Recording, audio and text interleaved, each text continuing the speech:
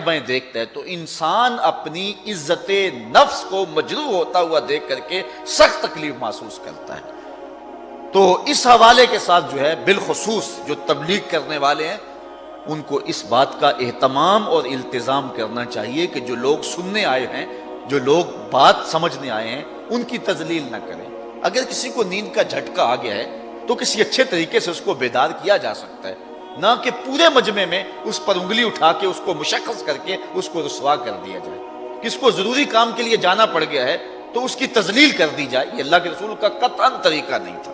آقا کریم علیہ السلام محبت کا درس دینے آئے تھے، اور یہ عموماً ہماری مساجد کے اندر بھی رواج ہے۔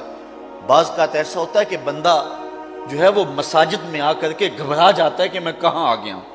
آج کل ایک مصیبت ہے کہ موبائل کو اگر آپ کھول لیں تو وہ بند کرنا یاد نہیں رہتا، اور اگر بند کر لے تو اس کو کھولنا یاد نہیں رہتا۔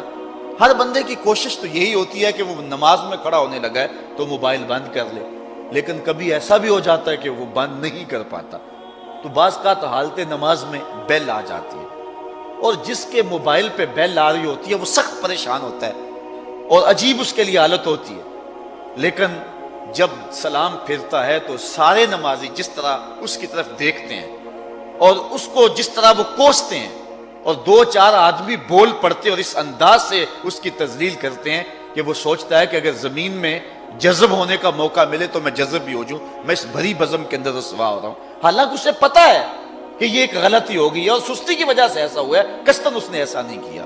اللہ کے محبوب کا قطعاً یہ طریقہ نہیں۔ آقا کریم تشریف لائے تو مسجد نبوی کے اندر ایک بدو، ایک دیہاتی جو آداب نہیں جانتا تھا، وہ مسجد کے صحن کے اندر پیشاب کرنے کے لیے بیٹھ گیا۔ صحابہ اس کی طرف دوڑے تو آقا کریم نے فرمایا رک جاؤ، اب وہ بیٹھ گیا تو اس کو کر لینے دو، اور جب چلا جائے گا تو اس کے کیے پہ پانی بہا دینا۔ یہ نہیں دیکھیے کہ ایک شخص اگر پیشاب بیٹھ گیا اور وہ بھی مسجد میں بیٹھ گیا تو آقا کریم نے فرمایا کہ داہو، چھوڑ دو اسے، کچھ نہ کہو اس کو، اب بیٹھ گیا تو اس کو کر لینے دو۔ اور ہمارا حال یہ ہے کہ ہمارے موبائل پہ اگر بیل بھی آ جائے تو یقین جانے اتنی مصیبت بنتی ہے۔ خود میرے ساتھ یہ ایک مرتبہ ایسا ہوا، لاہور کی ایک مسجد میں نماز پڑھنے کے لیے رکا اور موبائل پہ آ گئی بیل، اور یہ جو بیل کرنے والے ہیں وہ بھی حکم یہ ہے کسی گھر کا دروازہ 3 مرتبہ کھٹکھٹائیں، اگر آگے سے جواب نہ آئے تو واپس آ جائے۔ تو یہ بھی ایک دروازے کی صورت ہے، 3 مرتبہ کسی کو بیل کریں، اگر کوئی نہیں آگے سے اٹینڈ کرتا تو بس کر لیں۔ تو بعض لوگ پھر جان ہی نہیں چھوڑتے اور عجیب صورتحال بن جاتی ہے، اور ادھر سے نمازی اور عجیب سی کیفیت۔ اور پھر کیا ہوا، جب سلام پھرا نا تو پھر جو حال کیا ان لوگوں نے میری جانب، جس طرح گھور کے دیکھے کہ کھا جائیں گے، کوئی ادھر سے کوئی مسئلہ بتا رہا ہے، کوئی ادھر سے مسئلہ بتا رہا ہے، تو عجیب قسم کا رنگ ڈھنگ بن گیا، بہت پرانی بات ہے۔ تو بہرحال جو ہے وہ یہ ایک عجیب سی صورتحال ہے۔ اس طرح ہمارے واعظین کا بھی طریقہ ہے، اور یہی وجہ ہے کہ لوگ ان کی مجالس کے اندر جو ہے وہ آتے نہیں اور بھاگ گئے ہیں، اس طرح لوگوں کی تذلیل کرتے ہیں اور اس طرح جو ہے وہ لوگوں کو رسوا کر کے رکھ دیتے ہیں۔ ہر شخص کا اپنا مزاج ہے۔ دیکھیے کوئی آدمی سبحان اللہ کہہ کے اپنے جذبے کا اظہار کرتا ہے، کوئی آدمی صرف سر ہلانے پہ اکتفا کرتا ہے، کوئی ایسا بھی ہے کہ جو بات کو سوچتا ہے اور اندر اندر جو ہے وہ اس بات کو اتارنے کی کوشش کر رہا ہے، اور کوئی ایسا بھی ہے جو آنسو بہا کے داد دیتا ہے، اور ایسا بھی کوئی ہو سکتا ہے جس کو تمہاری بات پسند بھی نہ آئے۔ لازمی تو نہیں ہے، مسلط تو نہیں ہے بات، اس لیے تم لوگوں کے اوپر چھوڑ دو نا بات۔ اور تم نے یہ کہا کہ بس سبحان اللہ کہنا اور ہاتھ کھڑے کر کے کہنا، اور ہاتھ بھی دونوں، اور پھر ہمارے نقیب جو حال کرتے ہیں یہ دکھڑے ہیں۔ یہ میرا مضمون تو نہیں ہے لیکن مضمون کے ضمن میں بات آگے اور میں کر رہا ہوں۔ وہ جس طرح وہ کرتے ہیں کہ جس نے مدینے جانا ہے وہ ہاتھ کھڑا کرے، ایک مجلس میں نے کہا میں مدینے جانا بھی ہے اور ہاتھ بھی نہیں کھڑا کرتا، یہ کوئی لازم ہے کہ جو ہے وہ تمہارے کہنے کے ساتھ مجھے ٹکٹ مل جائے گی؟ اور عجیب سی کہانی ہے۔ تو یہ عجیب ایک صورتحال بنی۔ ہم نے اس کلچر کو بدلنے کی کوشش کرنی ہے، اس ماحول کو بدلنے کی کوشش کرنی ہے، اور میں اس حدیث کے ضمن میں یہ ساری تشریحات رکھی ہیں کہ حضور اگر کسی شخص کو کچھ کہنا بھی ہوتا، اس کی کچھ غلطی بھی ہوتی اور ٹوکنا بھی ہوتا، تو حضور فرماتے ما بال اقوام یفعلون کذا و کذا، قوم کو کیا ہو گیا ہے کہ وہ ایسے ایسے کرتے ہیں۔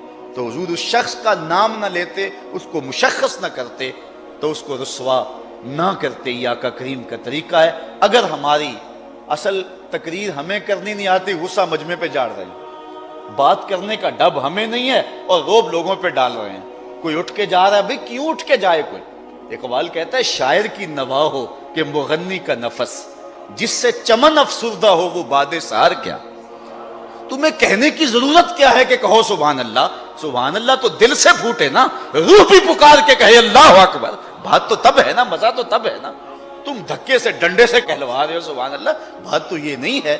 بات جو روح سے وہ نکلتی ہے پھر اس کا سرور ایسا ہی ہے۔ اور لازمی نہیں ہے کہ سبحان اللہ زبان سے نکلے، کبھی لولو بھی سبحان اللہ کہہ رہا ہوتا ہے، کبھی اشک بھی ڈھل کر کے جھرنے پھوٹ پھوٹ کے سبحان اللہ کہہ رہے ہوتے۔ ہر شخص کا اپنا ایک تیور ہے، اس کا اپنا ایک انداز ہے۔ تو آقا کریم اس بات کا لحاظ رکھتے، اس بات کا خیال رکھتے کہ حضور مشخص کر کے کسی کو یوں نہ کہتے، بلکہ فرماتے ما بالا اقوام یفعلون کذا و کذا، کہ لوگوں کو کیا ہو گیا ہے کہ وہ ایسے ایسے کرتے ہیں۔ ہاں اگر پیار کے لہجے میں اگر آپ کسی کو ترغیب دے بھی لیں تو وہ اور بات ہے، لیکن کسی کے اوپر مسلط ہو کر کے اور جو ہے وہ اپنے مزاج کے مطابق بالکل آپ اگر سوچیں کہ ہر ایک کا مزاج بن جائے تو یہ ناممکن ہے۔ اختلاف سے کائنات کا حسن ہے اور کائنات کا جمال ہے۔ حضرت ابو بکر صدیق خاموشی سے اللہ کا ذکر کرتے تھے اور حضرت عمر رضی اللہ تعالیٰ عنہ اونچی کرتے تھے۔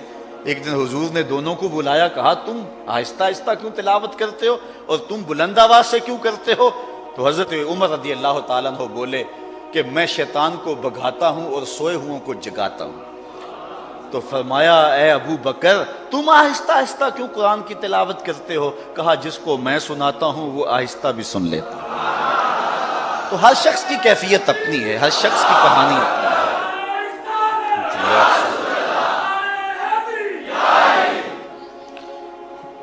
اچھا، ان کبیرہ گناہوں میں سے ایک کبیرہ النمیمہ، چغلی۔ غیبت اور چغلی الگ ہے۔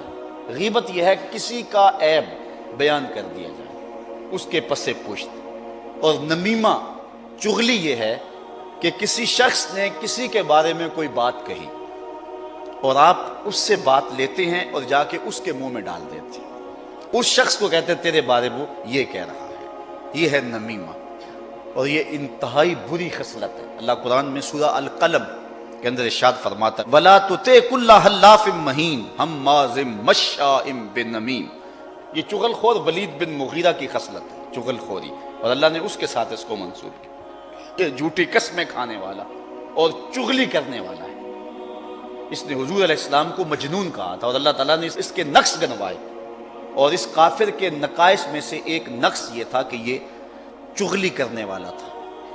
جس طرح مکھی گند اٹھاتی ہے نا اور جا کے پاک کھانے پہ رکھ دیتی ہے، اپنی اپنی قسمت ہے نا۔ شہد کی مکھی کا اپنا مقدور ہے، جب شہد کی مکھی کڑوا رس بھی چوستی ہے چھتے تک پہنچنے تک میٹھا کر لیتی ہے۔ اچھا یہاں پیار کی بات سناؤ، وہ میٹھا کیسے ہوتا ہے؟ علامہ رومی کہتے ہیں کہ جب وہ اڑتی ہے تو میرے محمد پہ درود پڑتی ہے، درود پڑھو نا تو منہ میٹھا ہو جائے گا، درود پڑھو تو منہ میٹھا ہو جائے گا۔ اللہ اکبر۔ اچھا مجھے یہاں درود کے حوالے سے ایک بات یاد آ گئی۔